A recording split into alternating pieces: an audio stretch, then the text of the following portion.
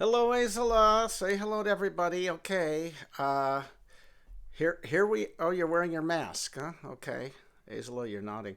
Uh, just gonna mention Azela's my beautiful gray ass with long, soft ears because Azela likes to listen to long stories. Azela's nodding now.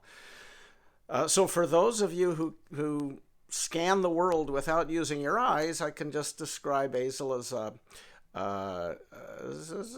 very gentle ass, a long nose, long ears, and so Azela's come along now. Azela loves stories, and I'm a storyteller, so here I did bring a couple of stories.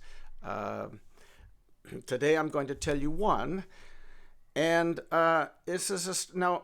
Azel is wearing a mask. I'll tell you one thing though, you don't need to wear a mask because we are in the same bubble. We're in a bubble. And by the way, oh, what do you want to say, Azel? Azel is whispering in my. Yeah. You should always bubble with your ass. Okay, so we're in a bubble. I'm going to take off your mask though. You don't need it. We're indoors. Yes, if you go outside to get hay or something, you should wear it. But right now we're safe. We're okay. So you can relax. I'm going to tell you a story that my friend Mary Louise Chown told me, and it's also in a book she wrote, a really nice book called Now I Know the World is Round. So a wonderful book, highly recommended. And I've read you some of the stories before. You might remember those. Okay, so this is a story about an old woman who lived alone. And what do you want, Azela? Okay, coming over, talking to me. Oh, you want to be in my story? Okay, now I understand. So we're going to start again. But let me start at the very beginning. Once upon a time, so long ago that the good old days were still to come, there was an old woman who did not live alone. She lived with her ass, a lovely gray donkey with long, soft ears. Looked a little bit like you.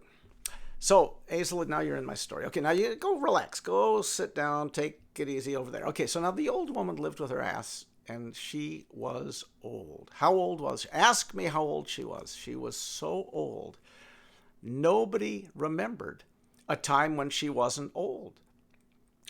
And she was the busiest old woman in the world. She always had things to do. She and her ass used to go out in the garden and the. Oh, you're back. You want to hear this part? Okay. And the ass would eat carrots, apples, and she grew everything, every vegetable in the world, and she put them up in jars and canned things and gave it all away to friends and neighbors and family. And she was always knitting blankets for the babies of the village. She lived in a very nice little house at the edge of the village. And she was a wonderful old woman, always smiled, always content. I hope every person listening to the story can feel such happiness, joy in life. I mean, it's nice if you're living with a beautiful ass, I suppose, like Azela. Okay, that means you bring me happiness too, Azela. Okay, so the old woman lived, and life went on. Life went on. Years passed. And more years passed, and the years continued to pass, and the passing of the years continued to go on, and passing. Hundreds of years went by. I told you nobody knew how old she was, and she was always busy baking pies, giving them away, sewing curtains. What did she do? Kept her garden going. She was always out there. She plucked down from the geese she had, made pillows for people. She was just always busy. I like to bake bread, kneading the dough and everything. And she just lived and lived and lived. And the reason she was living to be so old was simple. Death had forgotten she was around. He just forgot. It happens. Death had forgotten that the old woman was living so long, and he never came for her. So what? It's no problem. She kept baking and cooking and gardening and planting and doing all the things, making jams, giving them all the big blankets for every baby in the village and for villages all around. And life went on until one day something happened. If it hadn't happened, how could I tell you about it? That's what my mother always used to say when she told me stories. Once upon a time, something happened. If it hadn't happened, how could I tell you about it once? So here's what happened. Death remembered the old woman. And one day, when she was in the kitchen, baking bread, making the dough, kneading the dough, there's a knock at the door. The donkey looked out the window. I'm not sure what the donkey was doing in her house, but anyway, the donkey looked out the window and the donkey went and hid, because standing at the door was Death. Death was knocking at her door. Well, she opened the door. She was a little surprised. There was Death. And Death said, I have come to take you away. She said, what? Today? What do you mean? I'm busy. Can't you see? I have to wait for the dough to rise. I got to knead it back down. It has to rise a second time. I got to make the bread. Then I have to mend the curtains. Then I have to go into the garden. Then I have to feed my ass, my beautiful donkey, and go away. She said, I'm busy today. Can't you see? Come back tomorrow. I'll see you tomorrow. Who talks to Death like that? Just this old woman did. So he scratched the word tomorrow on her front door. And then he pointed his bony finger at her and he said, I'm coming back tomorrow. So he left, and she and the donkey had a nice supper. Her donkey ate some hay, and she had some stew that she made and everything good. The neighbors came over. She gave out blankets, handed over some bread. It was a nice thing. She didn't mention Death to anybody. I don't know how old she was, Aisla. Well, you want to tell me? What do you think? 1,000 years old? Yeah, probably. Maybe 1,002. Okay, so 1,000. She was old anyway because Death had forgotten her. Now, the very next day, she was in the garden, and she and the donkey were laughing and talking. Well, donkey was saying, hee-haw, hee-haw, just like you. Yeah. And they were talking when all of a sudden came a knock on the garden gate. Tuk, tuk, tuk. She looked up. Death had come back.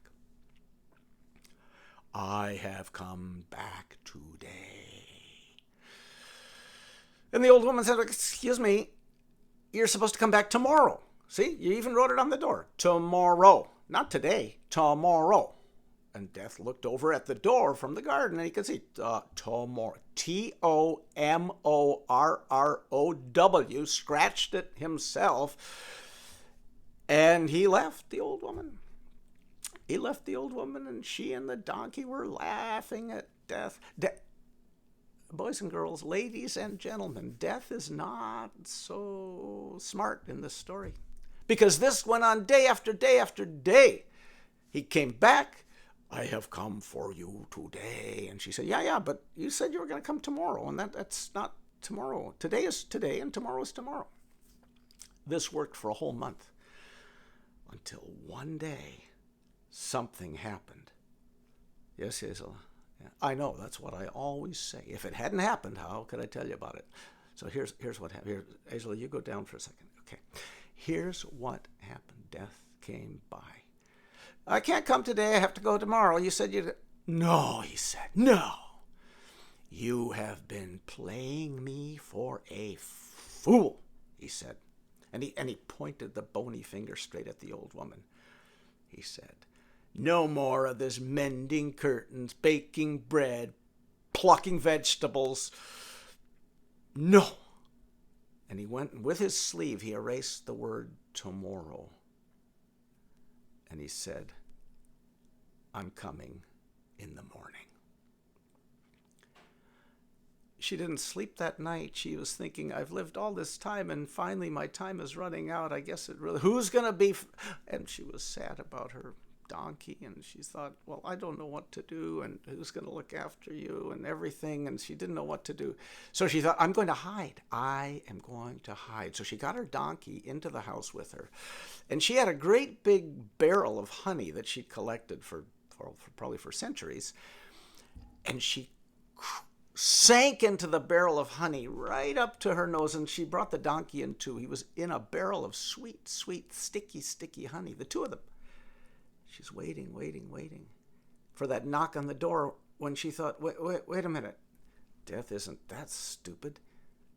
He'll probably find me. I better find a better place to hide. So she crawled out of the honey barrel and pulled the donkey up too. And the two of them looked around. There was another big barrel filled with goose feathers. She was going to make pillows from them. And she said, come with me, come with me. And the donkey and they both climbed into the barrel full of feathers. And the feathers stuck to them. And she was thinking, uh-oh, I think this isn't a good hiding place either, because he would just look over the honey, the goose feathers. I just don't know what to do. And so here's what happened. She could hear the neighborhood dogs barking. That's my dog, barking at a guy coming to take bottles. I'll show you my dog later. All the dogs were barking in the neighborhood as Death came up the path, came up to the door, didn't even knock, opened the door. Death opened the door. You want to see my dog? Okay, wait. Hold on. Hazel, go down for a second. Okay, here's my dog. There's my dog. Okay, that's who's barking. Death came in just as the old woman and her ass climbed out of the feather barrel, covered with feathers and dripping with honey. And the feathers had gotten into their mouths, and so the old woman was going to spit the feathers out, and the donkey was going. And for those of you who can't see this, let me describe it. The donkey's trying to spit the feathers out, and the old woman too. And they started to walk, dripping honey, covered with feathers, towards Death. And they were coming out of the barrel going, and Death had never seen anything like it in all of his life. Death was so scared. Comes the old woman, donkey, and Death screamed, ah, and ran out the door and never came back. And here's how the story ends. She and her ass lived, well, happily ever after. He never came back. He was too scared. He was afraid of that beast, the two creatures in the house covered with feathers going poo, poo, poo. He'd never seen anything like it. Death never came back. She continued to bake bread, make blankets for all the babies of the village. As far as I know, she's still there. And there's probably someone a little bit like her in your neighborhood too. Just that nice old man or old woman, even older than me, I'm 70, even older than me, who just always has a smile for everybody around in the neighborhood, makes everybody feel welcome. And that's the story of the old woman who outwitted Death. Yes, Hazel. Yeah, I'm sorry, that's not the title. The title is The Story of the Old Woman and Her Ass, Outwitting Death. Now you're happy, right? Okay, clapping. Okay, so that's another episode of The Storyteller's Ass. I'm the storyteller, and this is my lovely gray ass, Azela, who has long ears because, why? Azela likes to listen to long stories. Thank you for listening.